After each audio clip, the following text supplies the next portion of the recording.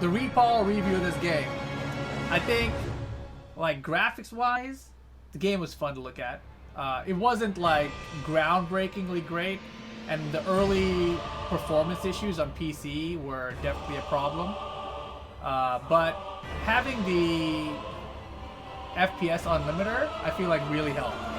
So I was very happy to play it the way it played out. Like, obviously there were still some stutters and etc., but overall I think that the game like way overshadows any of the technical faults it had.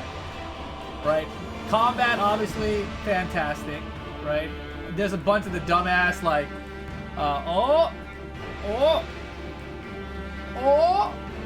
swing, you know?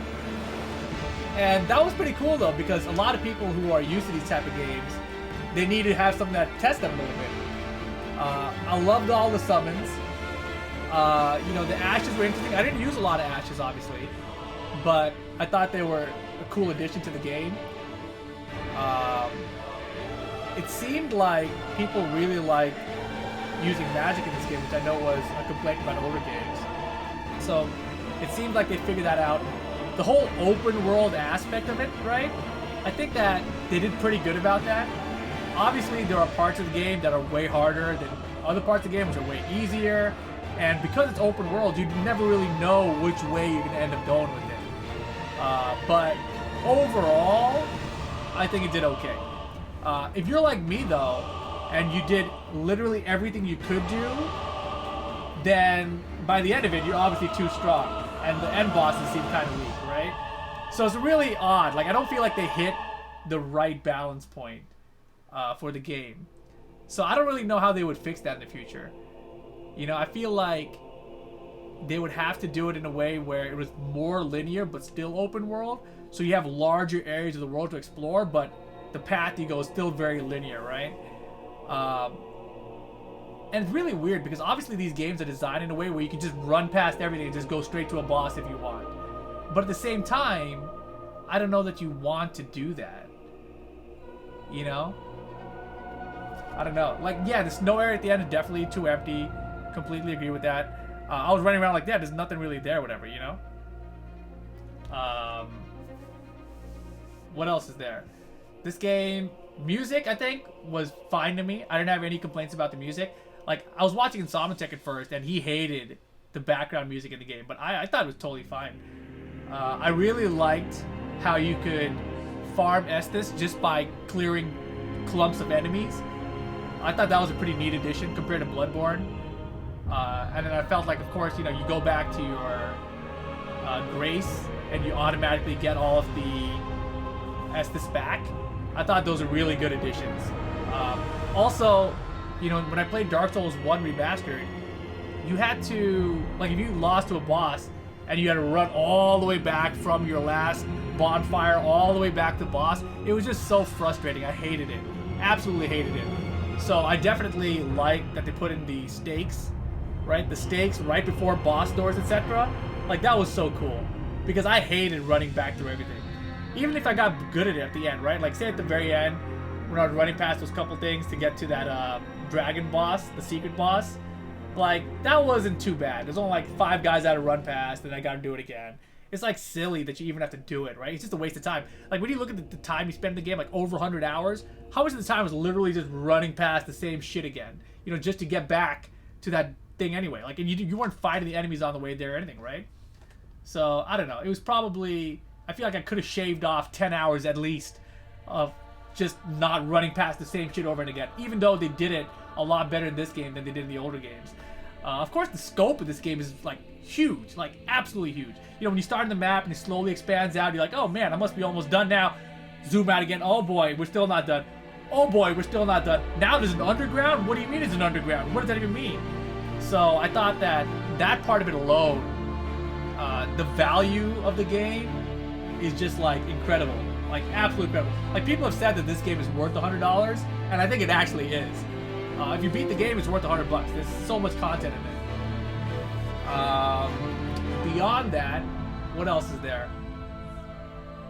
I feel like story-wise, they still didn't do the story super well, but it was still better than they've done it in the past for me.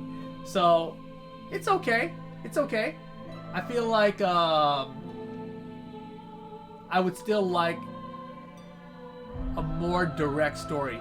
Even if it's like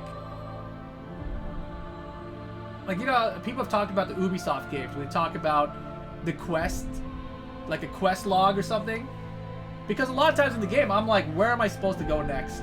And without the chat there, I would not have figured it out myself, right? So I feel like that's still something they have to figure out.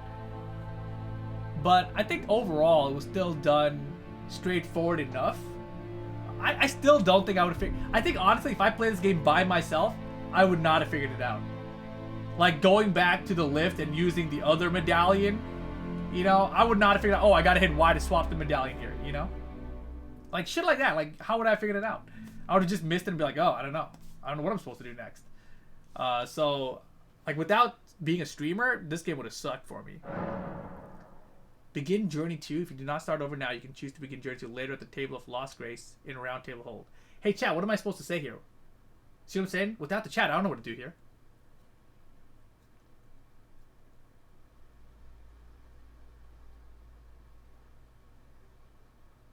Do no. Okay. No. Alright. Back at the round table, right? Damn, I've got 950,000 runes.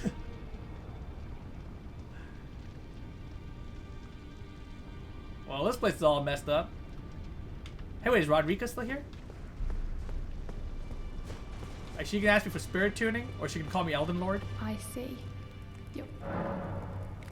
What's happening to you? So it wasn't just me this happened to. To think he'd forget who you were as well. I knew he'd burn himself out. I think we could talk him into leaving the round table hold now, but maybe it's better that we don't. It's only proper that we respect his choice to stay. Whoa. Pretty cool. I'll remain with Hugh. He made me who I am today. I'd like to return the kindness. Please, become Elden Lord. Damn! Hugh was always saying that you were a lord. So slay her with the weapons he smithed. I did it for Hugh. Slay the god Marika, who cursed us all. I did it, Rodrika. She don't even know, man. I don't know, girl. I did it. I done did it.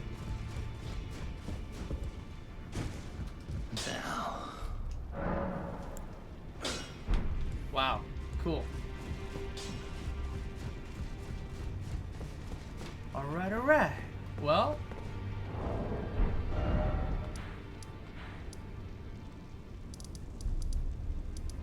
So yeah, back to the review. I don't know, man. There's not much else to say, right?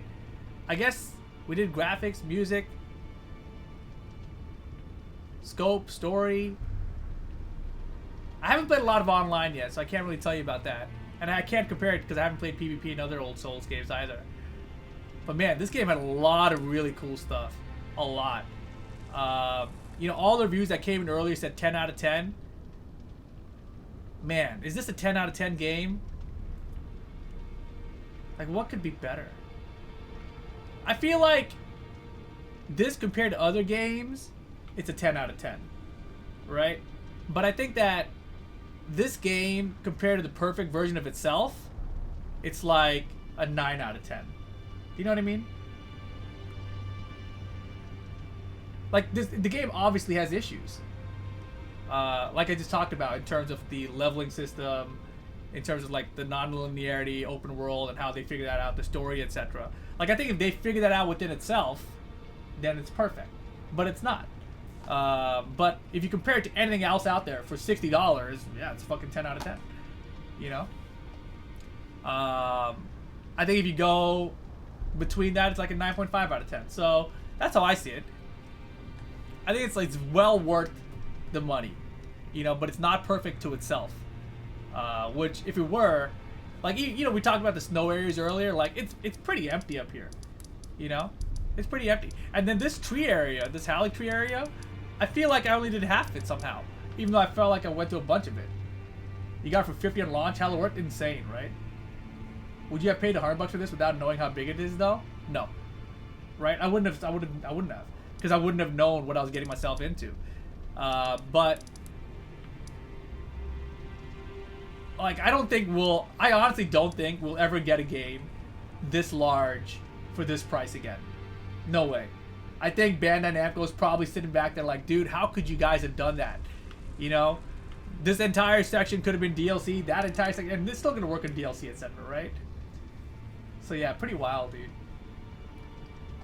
Is it controversial to say I'd have the game be 1/3 the size if it didn't reuse every side boss 10 times? There's literally like 5 dungeon bosses in the game.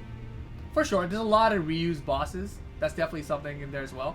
But I think that the way they did it, where, you know, like, this kind of goes back to Dark Souls 1 too, where you've come up to an enemy, and then you're like, oh my god, that's a boss, and then it becomes like a regular enemy later. My thing that surprised me in this game was when you're down here, you know, in the starting area, and you're just about to go up to Stormvale, and you go through that bridge or whatever, and the gate front, I think it is, and there was that giant troll out here, and I killed him, and I was like, dude, I killed that unique, sick. And then he comes back, and I was like, what do you mean he's not unique? You know? I thought that was pretty cool. Because their enemies are so large, you're like, that must be a boss. That must be unique, and they're not. So I thought that was cool. But, you know, the number of caves and everything, I think there was good variety in terms of, like, the caves. You know what to expect when you go into a cave. You know what you're going there for. You go in there for smithing stones. You know there's going to be a boss at the end. You know, I thought that was pretty neat. I liked how, you know, you have to go back these things, like this Liurnia, not this, the Carrion Study Hall. How you had to go back where it's upside down and everything. I thought that was pretty cool. Little story elements like that. This whole area up here, this top plateau, how you end up coming back to it. The three windmill things and everything. There was a lot of cool stuff in this game. The capital was pretty neat too, but I feel like I don't really care for it. Like, there wasn't anything very cool to happen there for me. I think Caelid was pretty exciting. You know, you had the Radon fight, which is cool with all the summons and everything. You had Blackblade Kindred, you know, at the Beach Hill Sanctum. The teleports that took you to, where did they even take you to? It was somewhere, Divine Bridge, right? Like, that kind of stuff was really neat. Very, very cool stuff overall. But yeah, I mean, I think that if the game were smaller, I don't know what I would want them to cut out. You know what I mean? Like, they would have to cut out entire regions to make it smaller. And I don't even know which region I would want them to cut out. Like, I think the capital is probably cool. Maybe this entire region could have been cut from the game. But I really like the Carrion Study Hall. And also this area, what is this called? Carrion Manor. Like, I like those two areas. But the rest of this part of the map, I didn't really care for. The lakes and all the rest of it. Kind of whatever. Oh, yeah, and also the lore part when the map changed. What is it called? Nokron or something? That was pretty cool. The Underworlds. Yeah, the Underworlds was definitely unexpected and huge, right? Big time sink there. But there wasn't much there that was super exciting. Like, you had the ants. You had the guy shooting those big ass arrows. Those are pretty cool. I think they added to the game. It's so rare to get a game like this. And so when you think about all the stuff that was in this game, like, it's hard to remember everything across 100 hours. But I think you got to give the game a 10 out of 10. Like, even though it's not perfect. You know, I definitely don't think the game's perfect, but I think it's a 10 out of 10.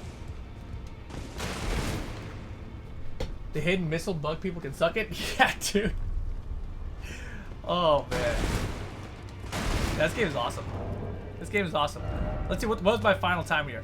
126 hours in game, I guess, right? Which is probably padded a little bit, so maybe like 120 hours. And I stayed at 150 for most of the end of the game.